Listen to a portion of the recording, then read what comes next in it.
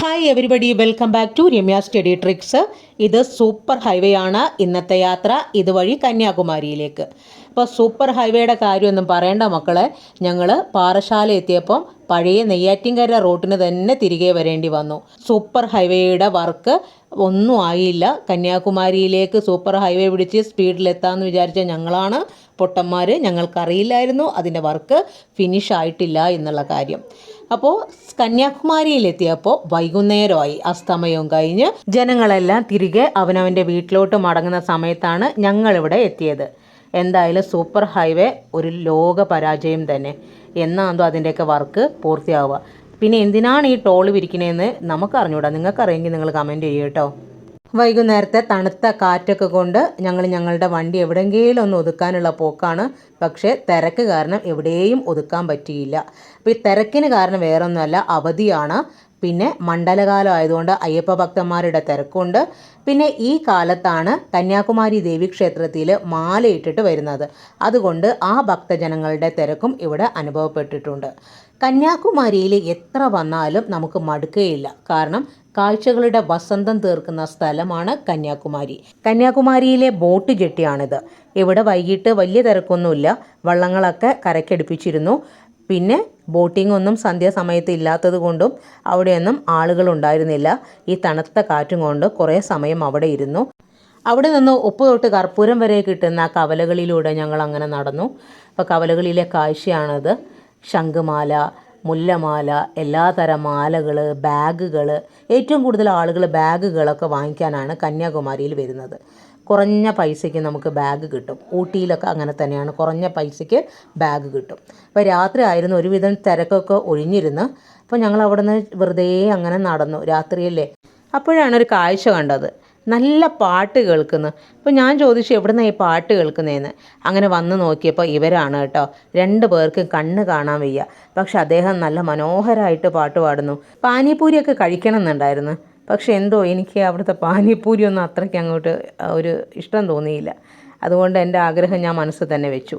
പിന്നെ എനിക്ക് ആ തെരുവിൽ ഇഷ്ടപ്പെട്ടൊരു കാഴ്ച എന്ന് പറയുന്നത് ഈ രംഗോലിയുടെ അച്ച് അവിടെ കിട്ടും. അങ്ങനെ അച്ച് ഉപയോഗിച്ചിട്ട് അവർ കോലം വരച്ചിരിക്കുന്നതാണ് ഈ കാണുന്നത്. നല്ല ഭംഗിയുണ്ടായിരുന്നു ഇത് കാണാൻ.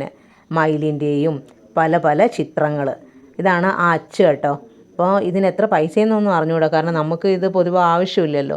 അതുകൊണ്ട് നമ്മളിത് വാങ്ങിച്ചില്ല. പക്ഷേ അത് ആ കോലമൊക്കെ വരക്കുന്നവർക്ക് ഉപയോഗപ്പെടുന്നൊരു സാധനമാണ്. പിന്നെ കന്യാകുമാരിയിൽ കാണുന്ന മറ്റൊരു കൗതുകമാണ് ശംഖുകൾ. ശംഖുകളുടെ വിവിധ സാധനങ്ങൾ ഇവിടെ അവൈലബിൾ ആണ്.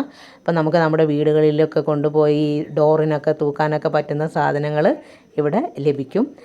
അപ്പോൾ അവിടുന്ന് ഞങ്ങൾ വീണ്ടും അങ്ങനെ കന്യാകുമാരിയിലെ കാഴ്ചകളും കണ്ട് കടലിനോട് അടുത്തെത്താറായി. അപ്പോഴാണ് ഞാനവിടെ കമ്മൽ കണ്ടത്. അപ്പം എവിടെ പറയുമ്പോൾ ഈ തമ്പാനൂർ അങ്ങോട്ടും ഇങ്ങോട്ടൊക്കെ നടക്കുന്നതാണ്. പാളയത്തൊക്കെ ഇഷ്ടംപോലെ കമ്മൽ കാണുന്ന. എന്നാലും തമിഴ്നാട്ടിൽ ചെന്നപ്പോൾ അവിടെ നിന്ന് എന്തെങ്കിലുമൊക്കെ വാങ്ങിക്കണ്ടേ. അങ്ങനെ ഞാൻ കമ്മൽ നോക്കി. അപ്പോൾ ഒരു കമ്മലിന് 30 രൂപ എന്നാണ് പറഞ്ഞത്. ഇവിടുത്തെ അതേ പൈസ തന്നെയാണ്. പക്ഷേ എനിക്ക് ഈ കമ്മൽ ഭയങ്കരമായിട്ട് ഇഷ്ടപ്പെട്ടു. ആ കമ്മലിൽ ഒരു രാധയും കൃഷ്ണനും ആണ്. അപ്പോൾ 30 രൂപയ്ക്ക് അങ്ങനെ 3 കമ്മൽ മേടിച്ചു. ആ 3 കമ്മൽ എനിക്ക് നന്നായിട്ട് ഇഷ്ടപ്പെട്ടു. പിന്നെ സ്പൈസസ് ആണത്. 50 രൂപ, 40 രൂപ, 200, 100 അങ്ങനെ പല പല റേറ്റിൽ പാക്കറ്റ് ആക്കിയിട്ട് വെച്ചിട്ടുണ്ട്. ഇത് ഒറിജിനൽ ആണോ എന്നൊന്നും എനിക്ക് അറിഞ്ഞുകൂടാ. പക്ഷേ എന്തായാലും ക്വാളിറ്റി കൂടുതലുണ്ടോ കുറവാണോ എന്നൊന്നും അറിയില്ല. പക്ഷേ സാധനങ്ങൾ ഇവിടെ അവൈലബിൾ ആണ്. സാധനങ്ങൾ വാങ്ങിക്കുന്നതിനേക്കാൾ കൂടുതൽ ഈ കാഴ്ചകളൊക്കെ നടന്ന് കാണാനാണ് എനിക്കിഷ്ടം. ഇന്ന് ഈ വീഡിയോ എഡിറ്റ് ചെയ്യുമ്പോഴാണ് ഞാൻ അവിടെ നിന്ന് വാങ്ങിക്കണം എന്ന് വിചാരിച്ച ഒരു സാധനം വാങ്ങിച്ചില്ല. വേറെ ഒന്നുമല്ല, ഈ മുത്തുകൾ കൊണ്ടുണ്ടാക്കിയ പാദസരം കിട്ടും. അതെനിക്ക് ഭയങ്കര ഇഷ്ടമാണ്. അപ്പോൾ അത് വാങ്ങിക്കാൻ മറന്നുപോയി. ഇനി അടുത്ത പ്രാവശ്യം പോകുമ്പോൾ വാങ്ങിക്കാം. ഇത് കണ്ടോ, ഇവിടെ കച്ചവട കൂട്ടായ്മയാണ്. കുഞ്ഞു കുട്ടികൾ ഉൾപ്പെടെ ഈ ഒരു അന്തരീക്ഷം കൊണ്ട് അവർ ഒതുങ്ങി കഴിഞ്ഞതുകൊണ്ട് പാവം തോന്നുന്നു കണ്ടിട്ട്. എനിക്ക് തോന്നുന്നു അവർ കുളിക്കുകയൊന്നുമില്ലെന്ന് തോന്നുന്നു കേട്ടോ. കാരണം അവരുടെ വേഷവിധാനങ്ങൾ പൊടി പിടിച്ച് അങ്ങനെയാണുള്ളത്. പക്ഷെ അവർ വിൽക്കുന്ന സാധനങ്ങൾ നല്ല സൂപ്പർ ക്വാളിറ്റി സാധനങ്ങളാണ്. ചരിത്രത്തിലെ സംഘകാല കൃതികളിൽ 2 തരം കച്ചവടക്കാരെ കുറിച്ച് പറയുന്നുണ്ട്. പ്രാചീന തമിഴകത്ത് നിലനിന്നിരുന്ന 2 തരം കച്ചവടക്കാർ, അവരെ നൊടുതൽ എന്ന പേരിലാണ് അറിയപ്പെട്ടിരുന്നത്. അപ്പോൾ അതിൽ തന്നെ അല്ലലാവണം എന്ന് പറയുന്ന രാത്രി ചന്ത നടത്തുന്ന ആളുകളും പകൽക്കാലങ്ങളിൽ കച്ചവടം നടത്തിയിരുന്ന നളങ്ങാടിയെക്കുറിച്ചും പറയുന്നുണ്ട്. മൊബൈലിലാണ് മിക്കവാറും എല്ലാവരും സമയം കണ്ടെത്തുന്നത്. അപ്പോൾ ഇവരൊക്കെ നോക്കി, ഇവർ ഈ കുഞ്ഞുങ്ങളെ നല്ല കരുതലോടെയാണ് നോക്കുന്നത്. അതുമാത്രമല്ല രാത്രി വരെ അവരിരുന്ന് അവരുടെ കച്ചവടമായാലും മറ്റുള്ള കാര്യങ്ങളൊക്കെ അവർ ചെയ്യുന്നുണ്ട്. എന്നാലും കുഞ്ഞുങ്ങളോട് വളരെ സൗമ്യമായിട്ടാണ് അവർ പെരുമാറുന്നത്. ആ കാഴ്ച എന്നെ വല്ലാതെ അത്ഭുതപ്പെടുത്തി കേട്ടോ. മക്കളോടൊപ്പം തന്നെ അവരിയ്ക്കാൻ സമയം കണ്ടെത്തുന്നുണ്ടല്ലോ. ഇവിടെ ഗവൺമെൻറ്റിൻ്റെ വേറൊരു ഇനീഷ്യേറ്റീവ് കണ്ടു. ഇത് വീൽ ചെയറൊക്കെ വെക്കുന്ന സ്ഥലമാണ്. ഡിസേബിൾഡ് ആയിട്ടുള്ള ആളുകൾക്ക് കാഴ്ച കാണാൻ വീൽ ചെയറൊക്കെ ഇവിടുന്ന് പ്രൊവൈഡ് ചെയ്യുന്നുണ്ട്. അത് വലിയൊരു കാര്യം തന്നെയാണ്. നമ്മളെപ്പോലെ തന്നെ മാറ്റി നിർത്തേണ്ട ആളുകളല്ല, അവരെയും നമ്മളോടൊപ്പം നിർത്തേണ്ട ആളുകളാണ്. അപ്പോൾ അവർക്ക് സൗകര്യങ്ങൾ അവിടെ പ്രൊവൈഡ് ചെയ്യുന്നുണ്ട്. രാത്രിയിൽ കാഴ്ചകളൊക്കെ നടന്ന് കണ്ട് ഞങ്ങൾ തിരിച്ച് റൂമിലേക്ക് എത്തി. കന്യാകുമാരി ദേവീക്ഷേത്രത്തിന് തൊട്ടടുത്തുള്ള ഹോട്ടൽ ശ്രീ മണിയിലാണ് ഞങ്ങൾക്ക് റൂം കിട്ടിയത്. അത് ഞങ്ങളുടെ ഒരു ടീച്ചറിൻ്റെ കെയർ ഓഫിലാണ് റൂം സെറ്റാക്കി തന്നത്. അപ്പോൾ ഇവിടുന്ന് ഈ ഏരിയ നല്ല വൃത്തിയുള്ള ഏരിയ ആണ് കേട്ടോ, ബീച്ച് സൈഡ് പോലെയല്ല. അപ്പോൾ ഇവിടുന്ന് ദേവീക്ഷേത്രത്തിലേക്കും ബോട്ട് ജെട്ടിയിലേക്കും ഉദയം കാണാനും അസ്തമയ കാഴ്ചകൾ കാണാനും എല്ലാ സൗകര്യങ്ങളുള്ള ഒരു സ്ഥലത്താണ് ഈ ഹോട്ടലുള്ളത്. അപ്പോൾ കന്യാകുമാരി സന്ദർശിക്കാൻ വരുന്നവർ തീർച്ചയായിട്ടും ഈ ഹോട്ടൽ യൂസ്ഫുൾ ആകും. നാളത്തെ ഉദയം തൊട്ടുള്ള വിശേഷങ്ങളുമായി കാണാം. Good night. Good morning Kanyakumari. രാവിലെ പൂ വാങ്ങിക്കാൻ ഇറങ്ങിയതാണ്. അപ്പോഴാണ് ഇവിടുത്തെ കാഴ്ചകൾ വല്ലാതെ അങ്ങ് ഇഷ്ടപ്പെട്ടു. തണുത്ത കാറ്റിൽ മുല്ലപ്പൂവിൻ്റെയും പിച്ചിയുടെയൊക്കെ മണം നിറഞ്ഞു നിൽക്കുന്ന. അങ്ങനെ പൂവും വാങ്ങി തിരിച്ച് ഹോട്ടലിലേക്ക് പോയി. ഇവിടുത്തെ ഉദയം കാണാനുള്ള ഒരുക്കത്തിലാണ്. കന്യാകുമാരിയിൽ ജനങ്ങളെ ആകർഷിക്കുന്ന കാഴ്ചകളിലൊന്നാണ് ഇവിടുത്തെ സൂര്യോദയം. ഭൂമിശാസ്ത്രപരമായി ഇന്ത്യൻ ഉപദ്വീപിൻ്റെ തെക്കേ അറ്റത്തുള്ള മുനമ്പാണ് കന്യാകുമാരി. അതുകൊണ്ട് തന്നെ കടൽ കുറച്ച് അകത്തേക്ക് തള്ളിയിട്ടാണ് ഇവിടെ ഉള്ളത്. അതിനാൽ സൂര്യോദയം വളരെ വ്യക്തമായിട്ട് കന്യാകുമാരിയിൽ നിന്ന് ആസ്വദിക്കാൻ സാധിക്കും. കന്യാകുമാരിയുടെ മറ്റൊരു പ്രത്യേകത, പടിഞ്ഞാറൻ തീരവും കിഴക്കൻ തീരവും തമ്മിൽ ചേരുന്നത് കന്യാകുമാരിയിലാണ്. ബ്രിട്ടീഷ് ഭരണകാലത്ത് കേപ്പ് കാമറിൻ എന്നാണ് ഇവിടം അറിയപ്പെട്ടിരുന്നത്. കന്യാകുമാരിയുടെ ബൗണ്ടറീസ് എന്ന് പറയുന്നത് തിരുനെൽവേലിയും തിരുവനന്തപുരവുമാണ്. ഈ കാണുന്നത് സൂര്യോദയത്തിന് മുൻപുള്ള കാഴ്ചയാണ്. ഇന്ന് അല്പം ക്ലൗഡി ആയിട്ടുള്ള ദിവസമാണ്. സോ കടലിൽ കുളിച്ചുയരുന്ന സൂര്യനെ കാണാൻ സാധിക്കുമെന്ന് തോന്നണില്ല. രാവിലെ ആയതുകൊണ്ടും നല്ല കാറ്റുള്ളത് കൊണ്ട് ആ ഓളപ്പരപ്പിൽ കടൽ ശാന്തമായിട്ട് നിലകൊള്ളുന്നു. ആ രണ്ട് സ്മാരകങ്ങൾ ആ ഉദയത്തോട് കടപ്പെട്ടിരിക്കുന്നത് പോലെ എനിക്ക് തോന്നി. ഉദയത്തിന് വേണ്ടി വെയിറ്റ് ചെയ്യുന്നത് പോലെ. ഇവിടെയൊക്കെ ആളുകൾ സൂര്യോദയം കാണാനായിട്ട് തടിച്ചു കൂടിയിട്ടുണ്ട്. അമ്പലത്തിൻ്റെ അടുത്തും ആളുകൾ തടിച്ചു കൂടിയിരിക്കുകയാണ്. അപ്പോൾ ഇവർക്കൊക്കെ ഒരേ ഒരു പ്രതീക്ഷയാണ് ഉദയസൂര്യനെ കാണുക എന്നുള്ളത്. ഞങ്ങളും അതിന് വേണ്ടിയിട്ട് വെയിറ്റ് ചെയ്യുന്നു. ഇവിടെ എന്ന് പറഞ്ഞാൽ രാവിലെ തന്നെ എല്ലാവരും ഉണരും. അമ്പലത്തിൻ്റെ അടുത്തായതുകൊണ്ട് എപ്പോഴും ആൾപ്പെരുമാറ്റമുള്ള ഏരിയയാണ്. ഈ കാണുന്നതാണ് കന്യാകുമാരി ദേവീക്ഷേത്രം. കന്യാകുമാരി ദേവിയുടെ പേരിലാണ് കന്യാകുമാരിക്ക് ആ പേര് വന്നത്. ദേവി കന്യകയാണെന്നാണ് വിശ്വാസം.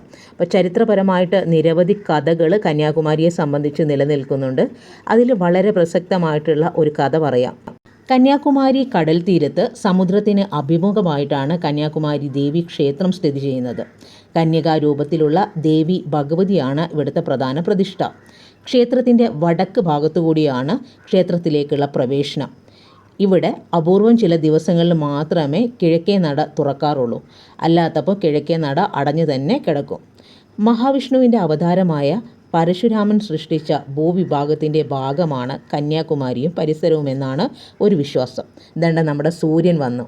കണ്ട എന്ത് ഭംഗിയാണ് ആ കാഴ്ച കാണാൻ. എല്ലാവരും ആസ്വദിച്ച് അത് കാണുന്നുണ്ട്. മാത്രമല്ല എല്ലാവരും ആ ഉദയസൂര്യൻ്റെ ഭംഗി, ഇവിടുന്ന് പ്രത്യേകം ഭംഗിയാണ്. അത് ഇവിടെ വന്ന് അത് ആസ്വദിച്ചാലേ മനസ്സിലാവുള്ളൂ. സമുദ്രനിരപ്പിൽ നിന്ന് കുറച്ച് ഉയർന്നതിന് മാത്രമേ നമുക്ക് സൂര്യനെ കാണാൻ സാധിച്ചുള്ളൂ.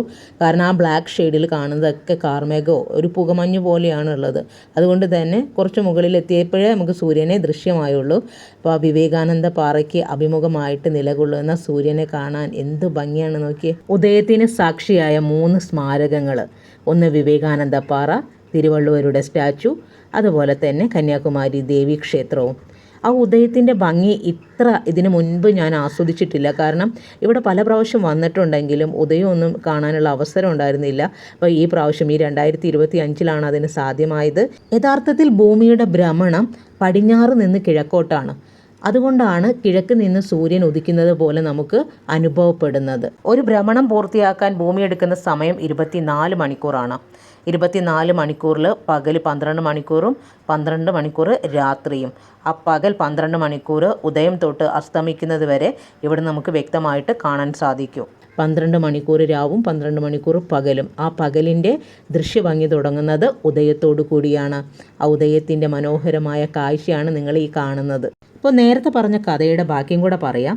ദേവന്മാരും അസുരന്മാരും തമ്മിലുണ്ടായ യുദ്ധത്തെയും ദേവന്മാർക്ക് അന്തിമമായി സിദ്ധിക്കുന്ന വിജയത്തെയും പറ്റിയാണ് കന്യാകുമാരിയിലെ കഥകൾ പറയുന്നത്. അസുര ചക്രവർത്തിയായിരുന്ന ബാണാസുരൻ ബ്രഹ്മാവിനെ തപസ്സു ചെയ്ത് പ്രത്യക്ഷപ്പെടുത്തി. തനിക്ക് ഒരിക്കലും മരണം സംഭവിക്കരുതെന്ന വരം ചോദിച്ചു. അങ്ങനെ ഒരു വരം നൽകാൻ സാധിക്കാത്തതിനാൽ ഇഷ്ടപ്പെടുന്ന രീതിയിലുള്ള മരണം തിരഞ്ഞെടുക്കാൻ ബ്രഹ്മാവ് ബാണാസുരനോട് ആവശ്യപ്പെട്ടു.